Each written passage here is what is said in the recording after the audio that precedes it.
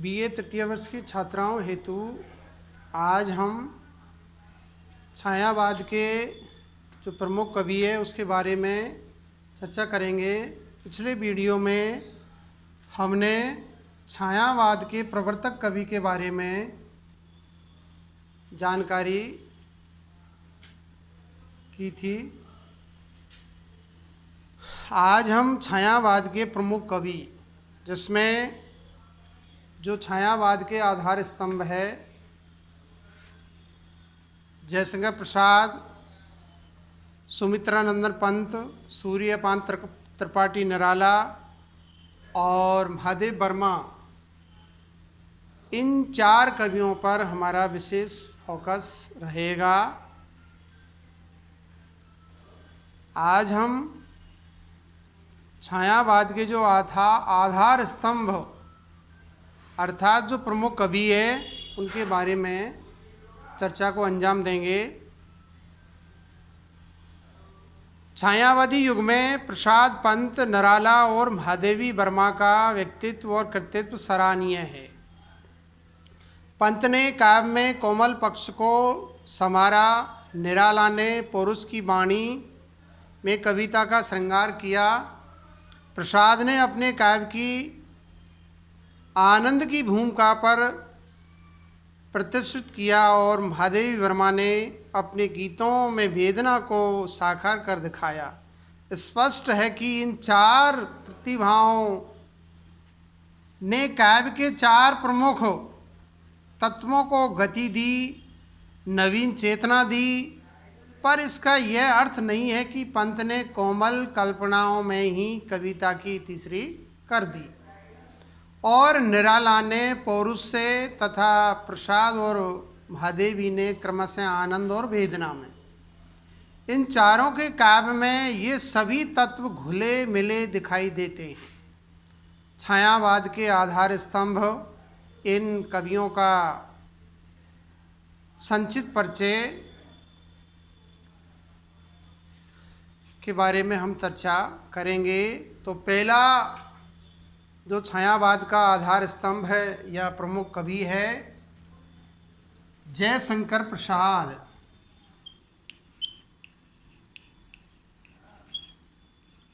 जयशंकर प्रसाद। प्रसाद जी का जन्म काशी के एक प्रतिष्ठित परिवार में, काशी के एक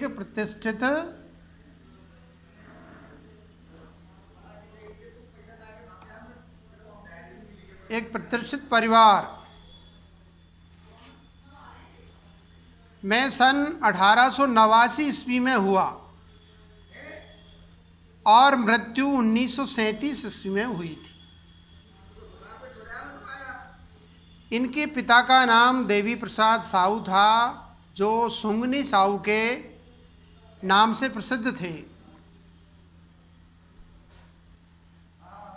इन्होंने घर पर ही संस्कृत और अंग्रेजी का ज्ञान प्राप्त किया। बचपन में ही काव्य सर्जन प्रारंभ कर दिया था, किंतु पिता, भाई और पत्नी की मृत्यु ने इन्हें आहत किया। पर अंतर में सौंदर्य, मस्तिष्क में प्रश्नों का अंबार और वाणी में सूक्ष्म अभिव्यंजना की क्षमता लिए हुए प्रसाद अपने प्रभावी व्यक्तित्व के साथ हिंदी कविता के दिशा निर्देशक भी बने और बदलते परिवेश के संवाहक भी।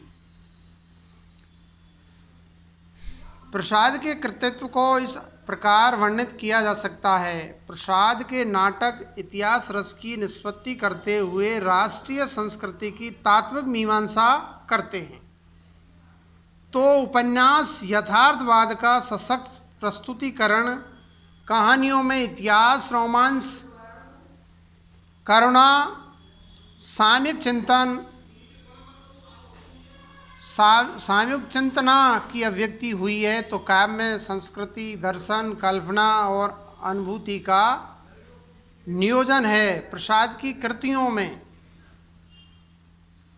प्रमुख कृतियां इस प्रकार है। चित्राधार 1906 से 1909, प्रेम पथिक 1906 से 1913 ये खड़ी बोली में थी प्रेम पथिक, और चित्राधार ये ब्रज भाषा में थी।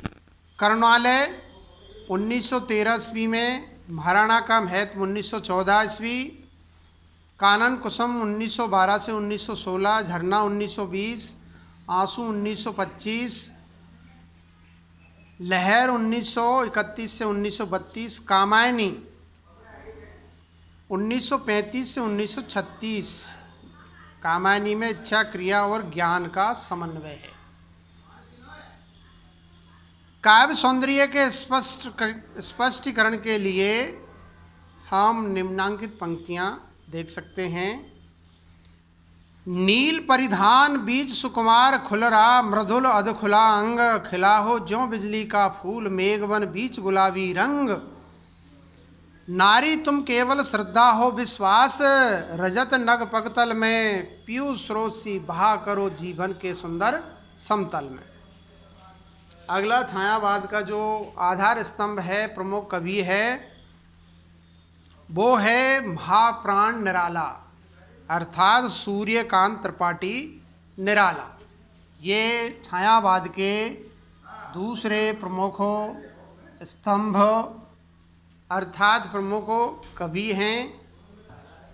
निराला जी का जन्म 1896 ईस्वी में पश्चिम बंगाल राज्य के महिषादल के मेदिनीपुर गढ़कोला ग्राम में हुआ और निधन सन 1961 ईस्वी में हुआ था। इनके पिता का नाम रामसायद त्रिपाठी था, जो उन्नाव जिले के गढ़कोला के रहने वाले थे। उन्नाव जिले के गढ़कोला एक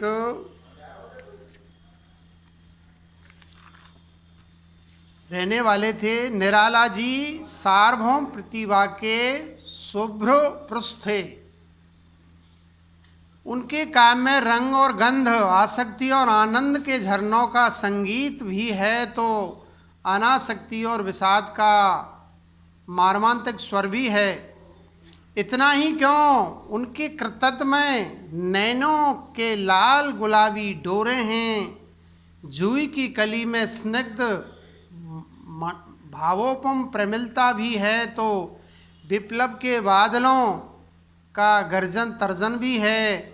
जागो फिर एक बार का उत्तेजक आसब भी है, और जिंदगी की जड़ों में समाते जाते खट्टे मीठे और करुण कोमल तथा वेदना सिक्त अनुभवों का निचोड़ भी है। इन्हें मुक्त छंद और मुक्त गीतों का जनक भी माना जाता है। इनके काव्य में छायावाद, प्रगतिवाद और प्रयोगवाद की विशेषताएं भी मिलती है। इनकी रचनाएं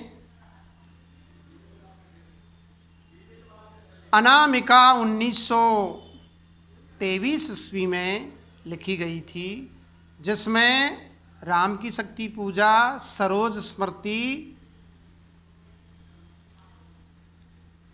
प्रबंध संरचना है। परिमल 1929 ईस्वी में, गीतगा 1936 में, तुलसीदास 1938 में, अणिमा 1943, कुकुरमुत्ता 1948, बेला और नए पत्ते 1946, अर्चना 1950, आराधना 1953, गीत गुंज 1959 आदि प्रमुख रचनाएं हैं। इनकी रचनाओं का एक संग्रह अपरा नाम से भी प्रकाशित हुआ है। इनके काव्य में मानव प्रेम, देश प्रेम, प्रकृति प्रेम, अध्यात्म भावना है। इनकी कविता की कुछ पंक्तियाँ आपको उदाहरण के लिए प्रस्तुत है। दिवस अवसान का समय, मेघ में आसमान से उतर रही है, वह संध्या सुंदरी सी परी सी धीरे धीरे।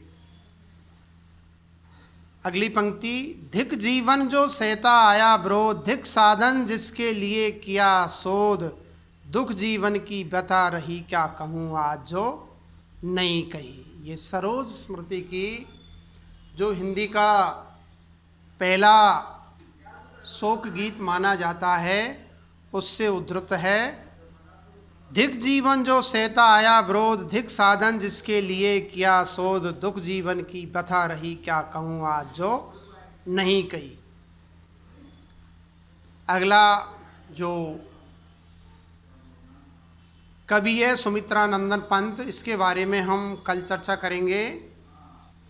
आज इतना ही, धन्यवाद।